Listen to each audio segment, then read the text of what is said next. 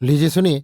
शरत चंद्र चट्टोपाध्याय के लिखे उपन्यास देना पावना के 27वें भाग को मेरी यानी समीर गोस्वामी की आवाज में।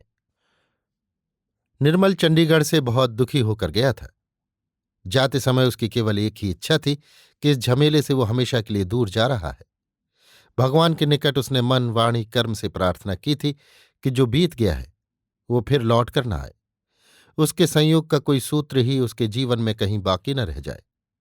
वो सीधा सादा आदमी है। विलास और साहबी रहन सहन या ढंग के बीच भी वो संसार का सीधा सादा मार्ग पकड़कर ही चलना चाहता था। हेम ही थी उसकी एकमात्र अपनी, उसकी गृहिणी, उसकी प्रियतमा, उसकी संतान की जननी। वो ये कभी सोच भी न पाता था कि सौंदर्य में, स्नेह में, बुद्धि में इससे बड़ी वस्तु की कोई मनुष्य किसी दिन इच्छा कर सकता है। इतनी बड़ी संपत्ति को तुच्छ मान करके भी उसका मन जो एक दिन भटक गया था, ये बात वहां से लौट आने के बाद जब कभी उसे याद आती थी तभी दो बातें उसे अत्यंत विचलित करती थी। एक ये कि इस अपनी दुर्गति का इतिहास उसे हमेशा हेम से छिपा रखना होगा, और दूसरी थी षोडशी का चरित्र। इसके संबंध में वास्तव में वो कुछ भी नहीं जानता था। फिर भी एक दिन उसका मन क्यों उस पर आसक्त हुआ था, ये प्रश्न ही बार बार अपने मन से करके केवल एक ही उत्तर बिना किसी संशय के वो पा रहा था कि षोडशी चरित्रहीन स्त्री है। उसका मन असंभव वस्तु के ऊपर मोहित नहीं हुआ था। हो नहीं सकता। वो पाने के बाहर नहीं है, वो मिल सकती है। ये समझ लेने के कारण ही उसका मन इस प्रकार उसके लिए मतवाला हो उठता था। ये बात याद करके वो एक प्रकार की शांति प्राप्त करता था और मन ही मन कहता था, उस राह अब कभी नहीं जाऊंगा। हेम के बाप का घर है, मायका है, उसका जी चाहे वो जाए, लेकिन वो स्वयं अब कभी चंडीगढ़ का नाम जबान पर न लाएगा। उस दिन अदालत से लौटकर उसने हेम से सुना कि मां की चिट्ठी आई है। उन्होंने लिखा है, रात को छिपकर षोडशी कहाँ चली गई है कोई नहीं जानता। निर्मल ने हंसी की मुद्रा में कहा, कोई नहीं जानता कहाँ गई? सागर सरदार भी नहीं, यहां तक कि जमींदार जीवानंद चौधरी भी नहीं। हेम ने बिगड़ कर कहा, तुम्हारी बस एक ही बात है, सागर जाने तो जान सकता है, लेकिन जमींदार भला कैसे जानेगा? औरतों के नाम एक बदनामी जोड़ पाने से तुम मर्दों को जैसे बड़ी राहत मिलती है। ठीक है, कहकर निर्मल बाहर जा रहा था। हेम ने बुलाकर कहा, और भी एक बात हुई है। उसी रात जमींदार के शांति कुंज को किसी ने एकदम फूंक दिया है। निर्मल ने कहा, क्या कहती हो? हेम ने कहा, हाँ ठीक कहती हूं। लोगों को संदेह है कि क्रोध में आकर सागर ने जला दिया है, किंतु जमींदार के नाम के साथ उनका नाम जोड़कर झूठी बदनामी जो सारा गांव मिलकर फैला रहा है, वो यदि सच होती तो क्या जमींदार का घर फूंका जाता? तुम ही बताओ। निर्मल चुप रहा। हेम ने कहा, कोई कुछ भी कहे, लेकिन मैं निश्चित जानती हूं कि वो निर्दोष है। चंडी माता की ऐसी भैरवी और कभी नहीं रही। उनकी दया से तुमने लड़के का मुंह देखा है, ये जानते हो। इस बात का भी निर्मल ने कोई उत्तर नहीं दिया। सब घटना जानने के लिए चिट्ठी लिखकर सब समाचार विस्तार के साथ मांगने के लिए वो लालायित था, किंतु इस इच्छा को दबाकर वो बाहर चला गया। उसका ये प्रण था कि षोडशी की सारी बातों से अपने को अलग ही रखेगा। किंतु दूसरे दिन सवेरा न होते ही जब ससुर का अर्जेंट तार आ पहुंचा और संध्या की डाक से सास की चिट्ठी भी आई कि पत्र पाते ही जमाई ना आ पहुंचेंगे तो अपने बूढ़े ससुर का मुंह फिर न देख सकेंगे, उन्हें जेल काटनी ही पड़ेगी, तब हेमवती रोने लगी और फिर एक बार बक्स और बिछौने बांधने की आज्ञा देकर निर्मल को अपने निजी काम का प्रबंध करने के लिए घर से बाहर आना पड़ा। 2 दिन बाद हेम को साथ लेकर निर्मल चंडीगढ़ आ पहुंचा। उसने देखा एक भय के बीच सभी के दिन कट रहे हैं। कौन कब घर बार में आग लगा दे, इसका कुछ ठीक नहीं। चारों ओर लोग तैनात कर दिए गए हैं। राय महाशय सूख कर जैसे आधे रह गए हैं, कहीं बाहर नहीं निकलते। इतने बड़े व्यक्ति की अपने ही गांव के बीच में इतनी बड़ी दुर्गति देखकर निर्मल को आश्चर्य हुआ। यहां से गए उसे अभी अधिक दिन नहीं हुए, किंतु ये परिवर्तन कैसे हो गया है? उसने जो खबर पाई वो बहुत ही बेतरतीब थी। उससे विशेष कुछ समझ में न आया। केवल एक ही खबर सबके मुंह से एक सी मिली कि जमींदार जीवानंद चौधरी का दिमाग फिर गया है। उसने शराब छोड़ दी है। जिस रुपए से जले हुए घर की मरम्मत कराना उचित था, उससे मैदान का पुल तैयार करा रहा है। इस प्रकार की कितनी ही बातें, लेकिन ये कोई नहीं जानता कि एकाएक किस कारण से ऐसा हुआ। इस आदमी से निर्मल बड़ी घृणा करता था। इस आदमी के पास सलाह करने जाना होगा, ये सोचकर वो अत्यंत संकोच में पड़ गया। किंतु मामला जैसा खड़ा हो गया है, उससे और कोई रास्ता भी उसे न सूझ पड़ा। मौरूसी आसामी बहुत ही खिलाफ हैं। एक तो उनका सर्वनाश हुआ है और उसे पूरा करने में कोई कसर नहीं उठा रखी गई है। उस पर उन लोगों की एकमात्र शुभाकांक्षिणी भैरवी माता के ऊपर जो अत्याचार हुआ है, उससे भी उन लोगों के क्रोध की सीमा नहीं है। वे कोई बात नहीं सुनेंगे। उधर मद्रासी साहब की भारी हानि है। उसकी मशीनें आदि आ गई हैं। उसे जमीन का दखल चाहिए ही।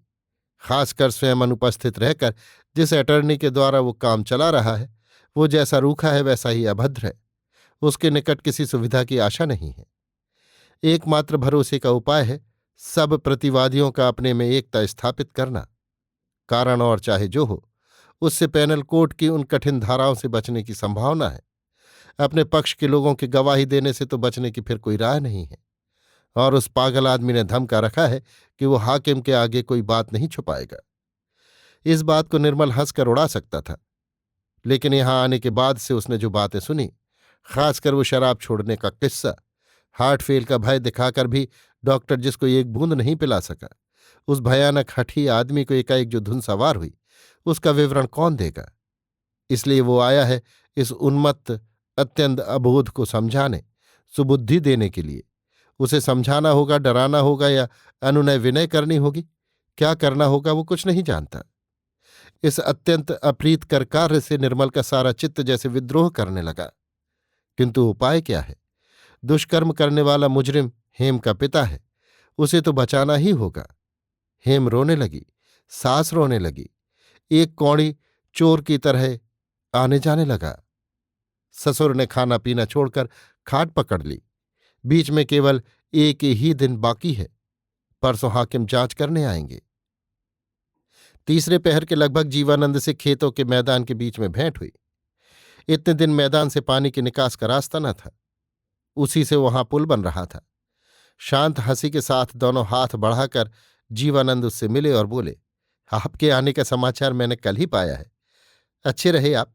घर में सब कुशल है? उसकी बातों में, आचरण में बड़प्पन की गरिमा नहीं, बनावट नहीं। जैसा ही साफ वैसा ही खुला हुआ। उस पर संदेह करने की गुंजाइश न थी। इतने के लिए निर्मल तैयार न था। अपनी दृष्टि में वो स्वयं जैसे छोटा हो गया। इसका दिमाग अगर खराब भी हो गया हो तो वो उसके लिए शर्मिंदा होने की चीज नहीं है। जीवानंद के कुशल प्रश्न का उत्तर निर्मल ने खाली सिर हिलाकर ही दिया और बदले में प्रश्न करने का एकाएक उसे ध्यान ही न आया। जीवानंद ने कहा, आप रिश्तेदार हैं, सारे गांव के आदर पात्र हैं, लेकिन जानबूझकर ऐसी जगह दर्शन दिए। सहसा मिस्त्री और मजदूरों की ओर ध्यान पड़ने पर कहा, भाइयों, आज हम लोगों को जरा रात तक मेहनत करनी होगी। एक हफ्ते से बादल आ रहे हैं, घिर रहे हैं। आज ही कल में शायद पानी बरसेगा, फिर किसी तरह काम न बनेगा। हम ऐसा काम कर जाएंगे कि हमारे नाती पोतों तक को गर्दन हिलाकर कहना होगा कि हाँ, पुल जिन लोगों ने बनाया था, सच्ची हमदर्दी से ही बनाया था। यही तो हमारा मेहनताना है। लोग सहम गए। बीज गांव के जमींदार उनके साथ ही मेहनत कर रहे हैं, उनके मुंह से ऐसी बातें। उन सब ने समान स्वर से प्रतिज्ञा करके जताया कि उन लोगों की भी यही इच्छा है कि चांद भी यदि बादलों से ढक जाए तो भी हम रात के 10 बजे तक काम करेंगे। निर्मल ने कहा, आपसे मुझे कुछ काम है। जीवानंद ने कहा, और किसी दिन न होगा? जी नहीं, मुझे कुछ विशेष काम है। जीवानंद ने हंसकर कहा, यह भी ठीक है। व्यर्थ का बोझ उठाने के लिए जो लोग आपको इतनी दूर खींच कर लाए हैं, वे क्या सहज में छोड़ देंगे? ये चोट निर्मल को खली। उसने कहा, सो तो ठीक ही है, अकाज लोग करते हैं। इसी से तो इस संसार में हम वकील बैरिस्टरों का धंधा चलता है चौधरी महाशय। नहीं तो आपको ही इस मैदान के बीच अप्रसन्न करने की मुझे आवश्यकता क्या थी? जीवानंद ने जरा भी क्रोध नहीं किया। वैसे ही प्रसन्न मुख से कहा, मैं जरा भी अप्रसन्न या दुखी नहीं हुआ निर्मल बाबू। जिसके लिए आप आए हैं वो आपका कर्तव्य है, इस बारे में तनिक भी मुझे संदेह नहीं है। नहीं तो भला आप आते ही क्यों? किंतु कर्तव्य की धारणा तो सबकी एक सी नहीं है। मैं राय महाशय का बुरा नहीं चाहता। आपके आने का उद्देश्य सफल होने से वास्तव में मुझे प्रसन्नता होगी। किंतु अपना कर्तव्य भी मैंने ठीक कर डाला है, उससे डिगना संभव न होगा। निर्मल का मुंह मुरझा गया। उसने जरा सोचकर कहा, देखिए, अच्छा हुआ जो अप्रिय आलोचना की भूमिका से आपने कृपा करके मुझे पार कर दिया। जब से मैं आया हूं आपके संबंध में अनेक बातें सुनी हैं। जीवानंद ने हंसकर कहा, एक तो यही कि मेरा दिमाग सही नहीं है। सच है कि नहीं, कहिए। निर्मल ने कहा, संसार में साधारण मनुष्य की विचार बुद्धि के साथ कर्तव्य की धारणा यदि ना मिले, बिल्कुल ही अलग हो जाए, तो एक बदनामी फैलती ही है। अच्छा, क्या ये बात सच है कि आप सभी कुछ मान लेंगे? जीवानंद ने कहा, सच तो है ही। उसके स्वर में गंभीरता नहीं थी, होठों के कोनों में हंसी की रेखा थी। तथापि निर्मल ने निस्संदेह समझ लिया कि ये धोखा नहीं है। उसने कहा, ऐसा भी तो हो सकता है कि आपके स्वीकार करने से आप ही सजा पाएं और सब बच जाए। जीवानंद ने कहा, निर्मल बाबू, आपकी ये बात ठीक पाठशाला की गोविंद की सी हुई। पंडित जी, मुकुंद ने भी आम चुराए थे, अर्थात मुकुंद की पीठ पर भी बेद पढ़े बिना उनकी पीठ की जलन कम न होगी। ये कहकर वो हंसने लगा।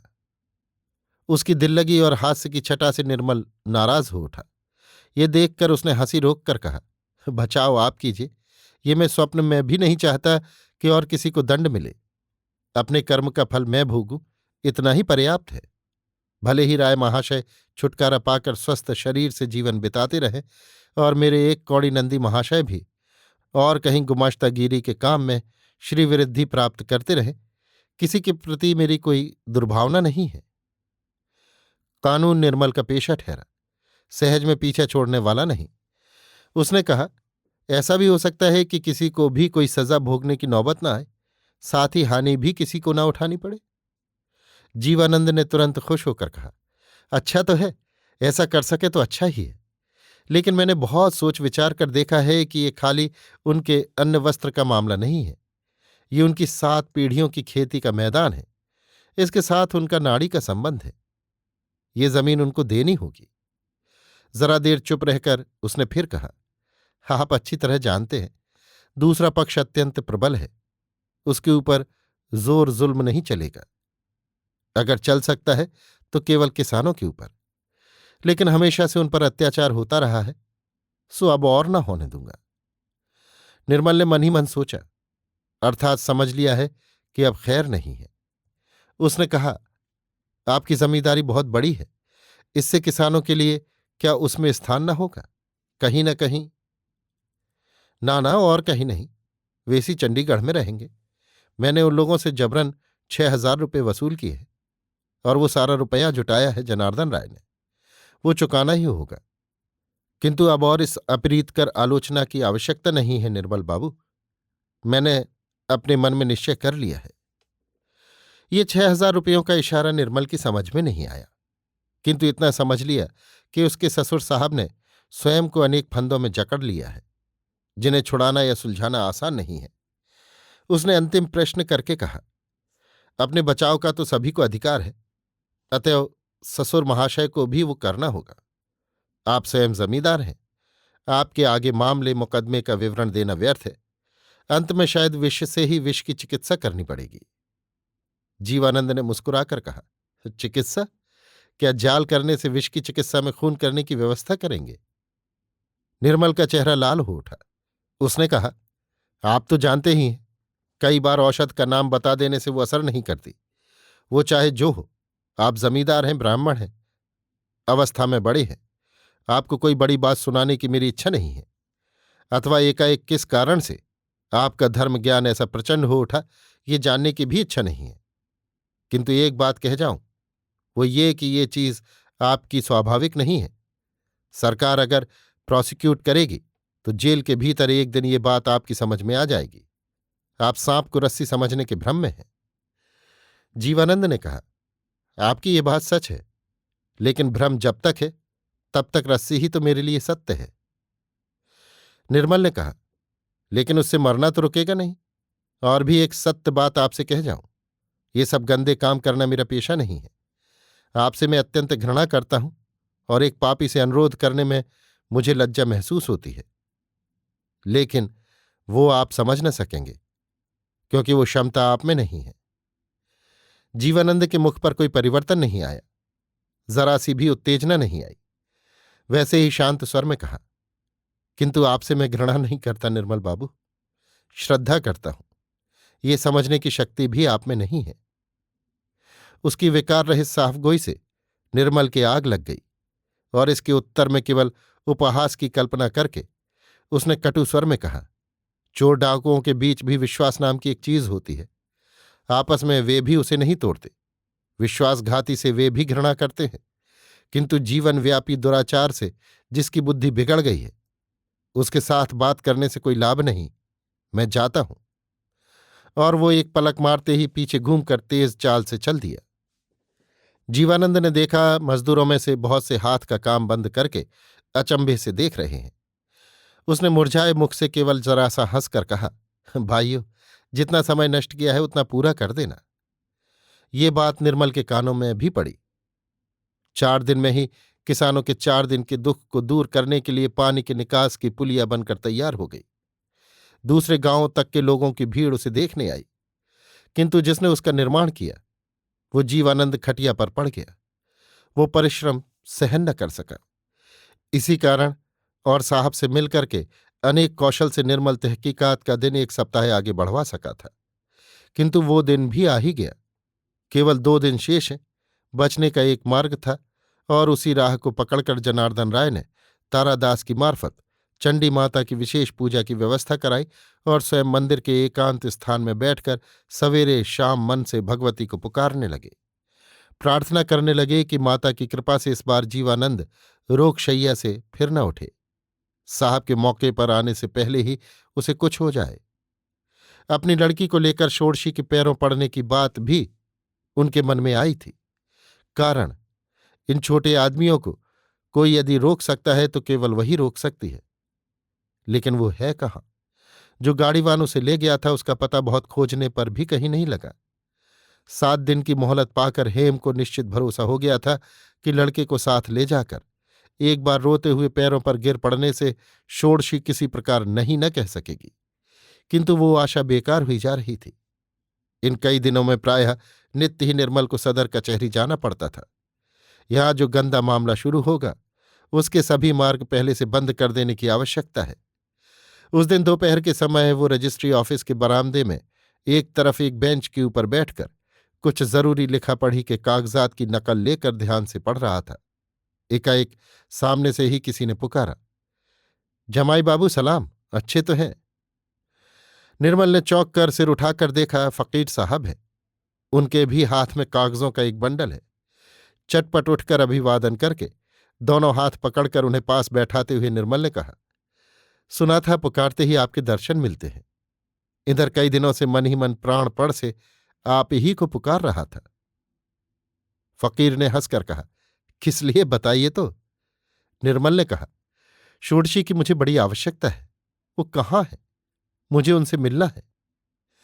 फकीर न विस्मित हुए न आनंद ही प्रकट किया।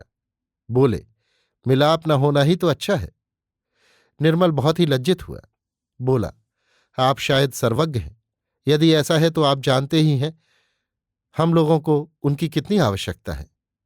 फकीर ने कहा, ना, मैं सर्वज्ञ नहीं हूं, लेकिन मां षोडशी मुझसे कोई भी बात नहीं छिपाती। फिर जरा रुककर कहा, मिलने न मिलने की बात तो वही जाने, मैं नहीं जानता। उसकी सब बातें आपको बतलाने में मुझे कोई रुकावट नहीं है। कारण, एक दिन जब सभी उनका सर्वनाश के लिए तैयार थे तब आप ही अकेले उनकी रक्षा करने के लिए खड़े हुए थे। उन्हीं के मुंह से ये बात सुनी है। निर्मल ने कहा, और आज ठीक उससे उल्टा हो गया है। और फकीर साहब, अब यदि कोई उन लोगों को बचा सकता है तो केवल वही बचा सकती है। फकीर का मुख अप्रसन्न हो उठा। इसके विस्तृत विवरण के लिए कुतूहल न प्रकट करके उन्होंने केवल यही कहा कि खबर मैं नहीं जानता, लेकिन मैं कहता हूं कि उनका भला करने का भार आप भगवान के ऊपर छोड़ दीजिए। मेरी मां को अब इसके भीतर न समेटिए निर्मल बाबू। विगत दिनों का षोडशी के सारे दुखों का इतिहास निर्मल को याद आ गया। इसका जवाब देना कठिन था। उसने कुंठित भाव से झेंपते हुए केवल ये पूछा, इस समय वो कहाँ है? फकीर ने कहा, उस स्थान को शैवाल दीधी कहते हैं। निर्मल ने फिर पूछा, वहां सुख से है?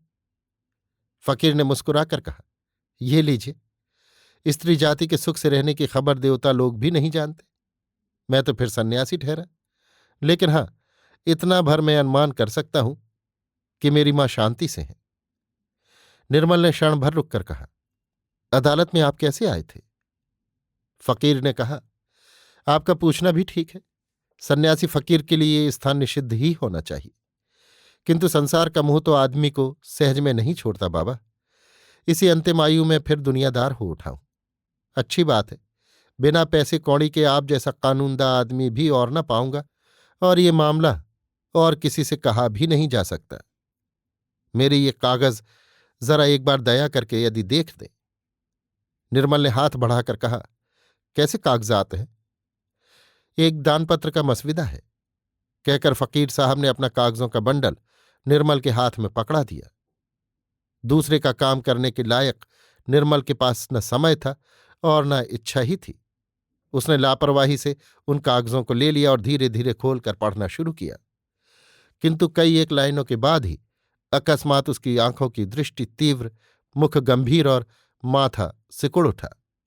इस दान की संपत्ति कुछ साधारण या थोड़ी नहीं थी। कई पन्नों में उसका ब्यौरा दिया हुआ था। उन पन्नों पर किसी प्रकार दृष्टि डालकर अंतिम सफ़े पर आकर जब जीवानंद की चिट्ठी पर नजर पड़ी, तब उन कई लाइनों की लिखावट को एक सांस में पढ़ डालकर निर्मल मौन हो रहा। फकीर साहब उसके मुख के भाव को लक्ष्य कर रहे थे। बोले, संसार में कितने आश्चर्य हैं। निर्मल के मुख से एक लंबी सांस निकल आई। उसने गर्दन हिलाकर कहा, जी हां। फकीर साहब ने कहा, मसविदा ठीक तो है ना? निर्मल ने कहा, ठीक है, लेकिन ये सच है, इसका प्रमाण क्या है? फकीर ने कहा, नहीं तो षोडशी ये दान न लेती। इससे बढ़कर और प्रमाण क्या होगा निर्मल बाबू? इतना कहकर वो उत्सुक नेत्रों से ताकते रहे, लेकिन उन्हें कोई उत्तर नहीं मिला। निर्मल की आंखों की ज्योति धुंधली हो गई और माथा सिकुड़ा ही रह गया। जान पड़ता है फकीर साहब ये सोच भी नहीं सके कि उसका मन उस समय कहाँ चला गया था। अभी आप सुन रहे थे शरत चंद्र चट्टोपाध्याय के लिखे उपन्यास देना पावना के 27वें भाग को मेरी यानी समीर गोस्वामी की आवाज में।